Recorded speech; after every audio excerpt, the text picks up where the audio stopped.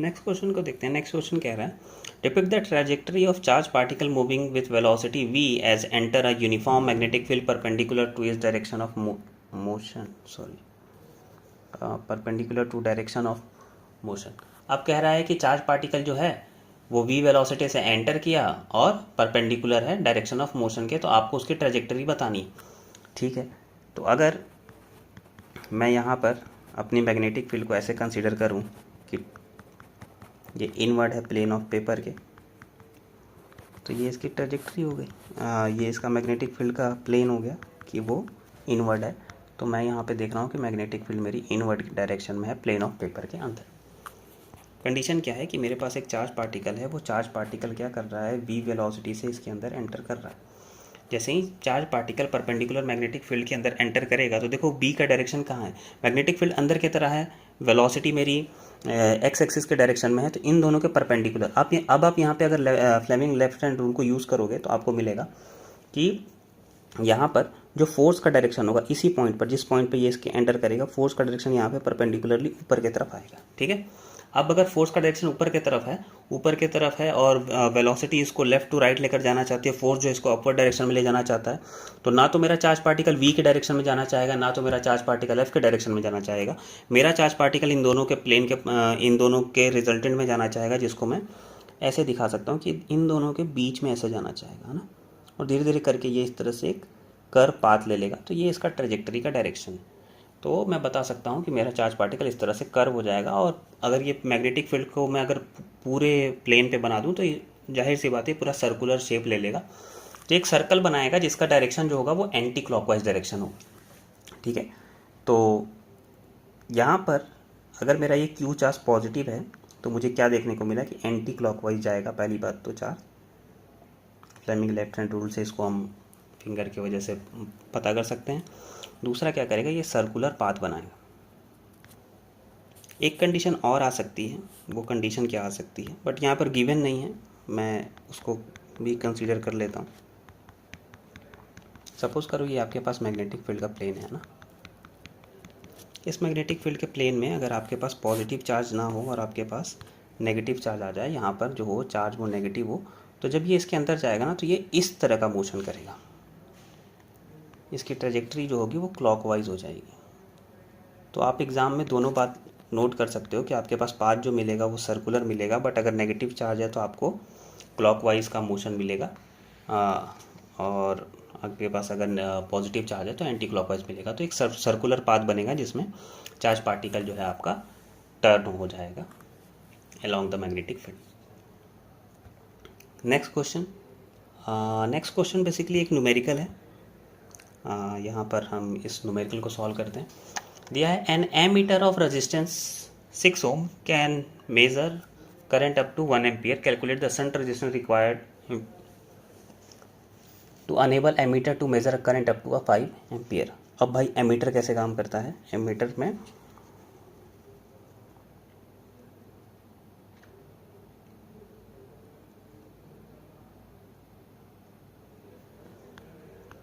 ये ए मीटर है, इससे अगर शंट रेजिस्टेंस जोड़ लें, शंट रेजिस्टेंस तो यहाँ पे होता है, इसको एस बोलते हैं। ठीक है, एम मीटर का रेजिस्टेंस, ठीक है, आर ए ये है 0.6 ohm, can measure a current up to यहाँ पर जो करंट आ रही है, मतलब इसके अंदर जो करंट जा रही है वो जा रही है 1 एम्पियर की। Calculate the shunt resistance required enable to make a current measure up to 5 ampere. 5 ampere की उसको करंट लेनी है, तो उसके लिए मुझे बताना है कि क्या हो रहा है, कितना आ रहा है। ठीक है, अब ध्यान से देखो यहाँ पर क्या हो रहा हो। यहाँ पर बेसिकली हो क्या रहा है, यहाँ पर अगर मैं इसका करंट डिवाइड करूँ तो अगर मैं यही कहूँ कि यहाँ से मैंने आई अमाउंट ऑफ करंट दिया था, ठीक है, तो आई ए अगर इधर आ गया तो ये क्या बचेगा, ये आई माइनस आई ए बचेगा क्या, जी हाँ। तो शंट रेजिस्टेंस पे इतना जा रहा है, एम मीटर पे करंट इतना जा रहा है। अब पैरेलल में क्या होता है, वोल्टेज बराबर होता है, शंट रेजिस्टेंस हमेशा जो होता है वो पैरेलल में लगता है एमीटर के। तो अगर मैं यहाँ पर देखूँ तो मेरा केस जो दिख रहा है यहाँ पे पैरेलल का केस दिख रहा है। पैरेलल में क्या होता है, वोल्टेज अलॉन्ग शंट जो होगा वो वोल्टेज अलॉन्ग एमीटर के बराबर होगा। वोल्टेज जो होता है ओम्स लॉ के उसमें क्या होता है, करंट इंटू रेजिस्टेंस होता है। शंट के पास करंट कितनी है, तो I माइनस आई ए है, ठीक है। शंट के पास रेजिस्टेंस कितना है, एस का है। एम मीटर के पास करंट कितना है, ए आई ए है। एम मीटर के पास रेजिस्टेंस कितना है, तो आर ए है। मुझे किसकी वैल्यू निकालनी है, पहले वाला क्वेश्चन में मुझे शंट की वैल्यू निकालनी है। ये हम पार्ट 1 सॉल्व कर रहे हैं। डेटाज अगर ध्यान से देखें तो शंट की वैल्यू आ जाएगी।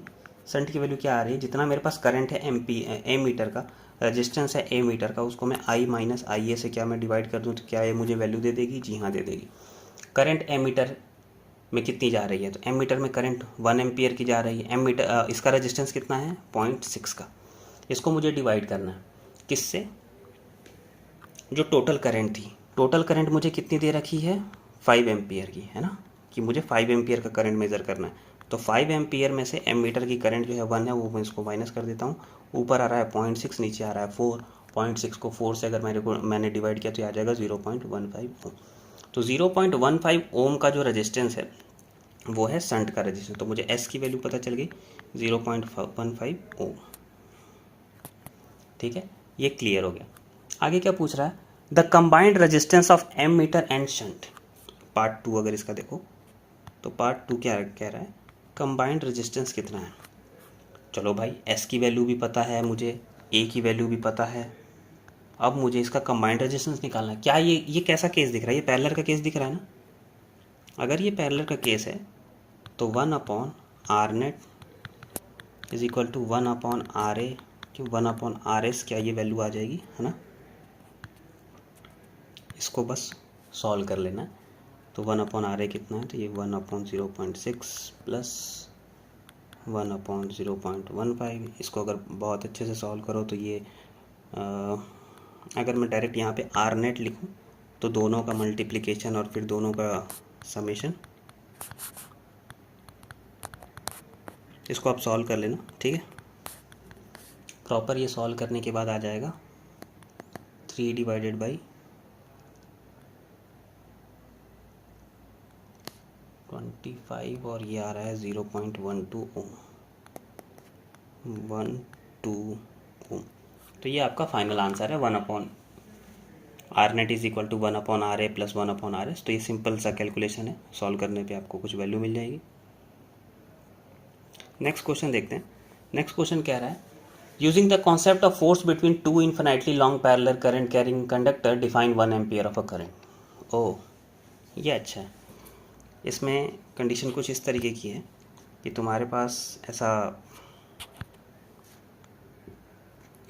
पैरेलल करंट कैरिंग वायर दे रखा है, इसमें कुछ करंट जा रही है। लेटर सपोज इसमें I1 जा रही है, लेटर सपोज इसमें I2 जा रही है। इन दोनों का जो सेपरेशन है वो R दे रखा है। तो कह रखा है using the concept of force between 2 infinitely long parallel wire. ये है, ये पैरेलल वायर है, ये इन्फिनिटली लॉन्ग है। इस तरीके से I1 I2 इसमें करंट जा रही है। इसमें से तुमको 1 एम्पियर का करंट डिफाइन करना है। तो force between 2 parallel current carrying wire ये होता है, इसका फॉर्मूला क्या होता है पहले ये देख लो। तो आप इसका फॉर्मूला देखोगे, इसको डेराइव भी करा देंगे तो ये आ जाएगा new not upon 2 pi I1 I2 upon R। ये फॉर्मूला है। अब यहाँ से तुम्हें एम्पियर चाहिए, मतलब तुम्हें करंट की वैल्यू चाहिए। कभी भी अगर इस तरह का क्वेश्चन है कि तुम्हें 1 एम्पियर डिफाइन करना है, 1 वोल्ट डिफाइन करना है, 1 वॉट डिफाइन करना है, कुछ भी डिफाइन करना है, अगर कहीं पे भी 1 आ जाए तो क्या करते हैं, सारी वैल्यूज़ को पहले 1 पुट करके देख लेते हैं। अगर मैं यहाँ पर फोर्स की वैल्यू को, जैसे ये फोर्स का फॉर्मूला है ना, new not upon 2 pi I1 upon R2। तो यहाँ पर हम बेसिकली क्या करेंगे, हम यहाँ पर सारी वैल्यूज़ को 1 रखेंगे। जैसे हमारे पास R वगैरह है, 1 मीटर की डिस्टेंस पर जो भी एम्पियर लगे तो उसको हम 1 एम्पियर करंट बोलेंगे। बट यहाँ पर जो ये जो फोर्स का कॉन्सेप्ट है, फोर्स का कॉन्सेप्ट क्या बोलता है कि अगर तुम्हारा फोर्स जो है वो 2 × 10⁻⁷ या 2 × 10⁻⁷ न्यूटन पर मीटर अगर ये लग रहा है, अगर तुम्हारे पास दो करंट कैरिंग वायर है, दोनों करंट कैरिंग वायर के बीच में जिस पॉइंट पर इतना फोर्स तुम्हारे करंट कैरिंग वायर पे लग रहा है, तो उस वायर के अंदर जो करंट फ्लो हो रही होगी वो 1 एम्पियर की फ्लो हो रही होगी। और ध्यान देना है कि आपका जो ये फोर्स लग रहा है दोनों पैरेलल वायर पर, वो 1 मीटर अपार्ट होना चाहिए एक दूसरे से, वो 1 मीटर की डिस्टेंस पर होगा। तो इसको डिफाइन करने के लिए तुम्हारे पास सबसे मेन जो कंटेंट होना चाहिए वो ये होना चाहिए कि तुम्हें ये वैल्यू याद होनी चाहिए कि 2 × 10⁻7 न्यूटन पर मीटर का फोर्स जो है वो लगना चाहिए। तो यहाँ से तुम इसको डिफाइन कर सकते हो कि 1 ampere is the value of steady current which maintain a force of 2 × 10⁻7 newton per metre in between the two wires which are kept 1 metre apart. जब 1 मीटर अपार्ट होगा तो जो फोर्स लगेगा, अगर वो फोर्स इस वैल्यू का आ रहा है तो जो करंट फ्लो हो रही होगी वो डेफिनेटली 1 एम्पियर फ्लो हो रही होगी। तो ये उसकी डेफिनेशन हो जाएगी। ठीक है, अगला क्वेश्चन क्या है?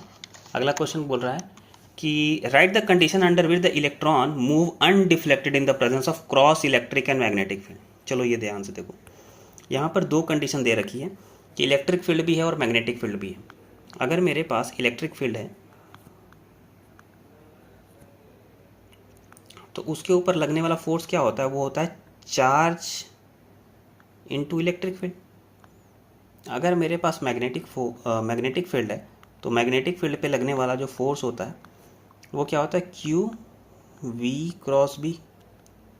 वो इस तरीके का फोर्स है। अब बोल रहा है कि under the condition under which the electron move undeflected. अब बोल रहा है कि इलेक्ट्रॉन मैग्नेटिक फील्ड में भी था, इलेक्ट्रिक फील्ड में भी था, दोनों म्यूचुअली परपेंडिकुलर थे, मतलब जैसे भी थे। वो जब इलेक्ट्रॉन उस साइमल्टेनियसली इलेक्ट्रिक फील्ड और मैग्नेटिक फील्ड दोनों के बीच में गया तो इलेक्ट्रॉन पे कोई फोर्स नहीं लगा। किसी बॉडी पे नेट फोर्स जीरो का मतलब वो उस पर कोई फोर्स नहीं लगा। इसका मतलब जो टोटल फोर्स होगा F नेट होगा वो ज़ीरो होगा। इलेक्ट्रॉन के ऊपर भाई कोई फोर्स नहीं लगा। टोटल फोर्स सिस्टम में कितना है? तो एक मेरे पास फोर्स है इलेक्ट्रिक फील्ड का, एक मेरे पास फोर्स है मैग्नेटिक फील्ड का। मैं यहाँ पे F⁴B लिख देता हूँ, मैग्नेटिक फील्ड का। इन दोनों का समेशन कितना आ रहा है? 0 आ रहा है। इलेक्ट्रिक फील्ड क्या है भाई? Q + E vector. ये क्या है भाई? QV + B vector. इन दोनों को जोड़ने पर कितना आ रहा है? 0 आ रहा है। अगर मैं इन दोनों को मॉड में लिखूँ और फिर मैं यहाँ पर इसको भेज दूँ तो मैं यहाँ लिख सकता हूँ कि QV×B एक तरफ और QE वेक्टर एक तरफ। तो मैं देख सकता हूँ कि Q से Q ख़त्म हो जाएगा, तो जो मेरा इलेक्ट्रिक फील्ड है वो आ जाएगा V×B। मैं इसका अगर वेक्टर फॉर्म ना भी लिखूँ, सिंपल सा लिखूँ, तो हम कह सकते हैं कि मेरा ये जो V की वैल्यू है वो E/B आ रही है। तो अगर वेलोसिटी जो है उसकी value electric field divided by magnetic field आती है तो ये कंडीशन हो जाएगी जहाँ पर अनडिफ्लेक्टेड मोशन आपको इलेक्ट्रॉन का मिलेगा जब वो क्रॉस करेगा मैग्नेटिक फील्ड और इलेक्ट्रिक फील्ड दोनों को। तो यहाँ से हम बता सकते हैं कि ये कंडीशन है जब कि V = E/B आ जाए। ये सेम कंडीशन जो होता है आपके साइक्लोट्रॉन में यूज़ होता है और वेलोसिटी सेलेक्टर के प्रिंसिपल पे भी यूज़ होता है कि during the undeflected motion of electron in the presence of electric field as well as in a magnetic field, तो वहाँ पर वेलोसिटी की वैल्यू इतनी आती है। ये सेम कंडीशन आपको जब आप वो पढ़ोगे इलेक्ट्रोमैग्नेटिक वेव पढ़ोगे तो इलेक्ट्रोमैग्नेटिक वेव की प्रॉपर्टी होती है कि इलेक्ट्रोमैग्नेटिक वेव के पास म्यूचुअली परपेंडिकुलर इलेक्ट्रिक फील्ड और मैग्नेटिक फील्ड का दोनों का वेक्टर होता है। तो जिस कंडीशन पर चार्ज पार्टिकल के ऊपर कोई फोर्स नहीं लग रहा होता है तो वहाँ पर जो वेलोसिटी होती है वो E/B आती है। अगर इलेक्ट्रोमैग्नेटिक वेव की वेलोसिटी की बात करो तो इलेक्ट्रोमैग्नेटिक वेव की वेलोसिटी जो होती है वो ऑलमोस्ट जो होती है वो स्पीड ऑफ लाइट के बराबर होती है, जिसको हम सिंबल C से दिखाते हैं। तो वहाँ पर इलेक्ट्रोमैग्नेटिक वेव के केस में ये जो V लिखा है हमने सिंबल, ये V जो होता है वो C से रिप्लेस हो जाएगा। तो वहाँ पर इसका फॉर्मूला C = E/B बन जाता है।